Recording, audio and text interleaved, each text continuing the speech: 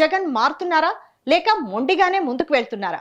Cadre కుప్పకూలిపోతున్నా అధినేతలను చలనం ఎందుకు రావడం లేదు? ఓటమి తర్వాత 2 ఏళ్లు గడుస్తున్నా జగన్ ఇంకా తాడేపల్లి గడప దాటడానికి ఎందుకు వెనకాడుతున్నారు?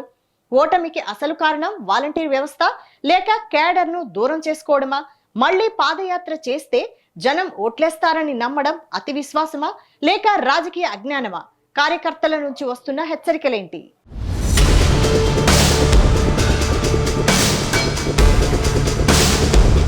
సాధారణంగా ఏ రాజకీయ పార్టీ అయినా భారీ ఓటమిని మూటగొట్టుకున్నప్పుడు అధినేత వెంటనే ప్రజల్లోకి వెళ్తారు, కార్యకర్తల్లో ధైర్యం నింపుతారు.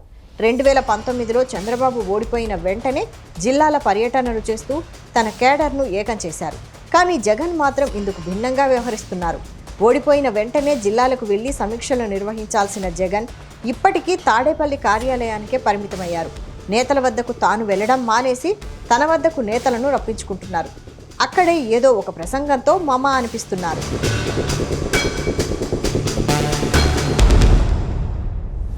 గడిచిన 2 ఏళ్లలో అడపాదడపా జగన్ జిల్లాల పర్యటనలకు వెళ్తున్న మాట వాస్తవమే. కానీ ఆ పర్యటనలన్నీ ఏదో ఒక నిర్దిష్ట సమస్యపై స్పందించి తిరిగి రావడానికే పరిమితమవుతున్నాయి. జిల్లా కేంద్రంలో ఉండి అక్కడి స్థానిక పరిస్థితులను అంచనా వేసి కార్యకర్తలకు దిశానిర్దేశం చేయడంలో జగన్ విఫలమవుతున్నారనే చర్చ జరుగుతోంది. ప్రభుత్వంపై ఎలా పోరాడాలి, నియోజకవర్గాల్లో పార్టీని ఎలా బలోపేతం చేయాలి అన్న విషయాలపై కేడర్కు కనీస స్పష్టత కరువైంది.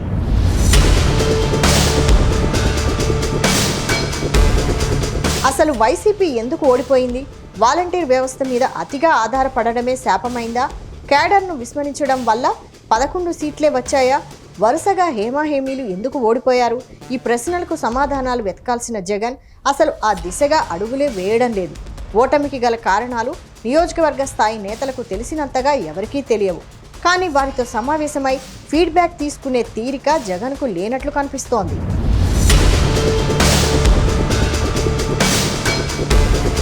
జగన్ ఇప్పటికీ ఒకటే ధీమాతో ఉన్నట్టు కనిపిస్తున్నారు. ప్రభుత్వంపై వ్యతిరేకత వస్తే ప్రజలు మళ్లీ తననే ఎన్నుకుంటారని, తన పాదయాత్రతో మళ్లీ మ్యాజిక్ చేయొచ్చని భావిస్తున్నారు. కానీ పార్టీలో లోపాలు సరిదిద్దకుండా, నాయకులను కలుపుకోకుండా కేవలం యాత్రల మీద ఆధారపడడం ఎంతవరకు సమంజసం? ఇప్పటికైనా జగన్ మేల్కోకపోతే వచ్చే ఎన్నికల్లోనూ గత ఎన్నికల ఫలితాలే పునరావృతం అవుతాయని సొంత పార్టీ నేతలే హెచ్చరిస్తున్నారు.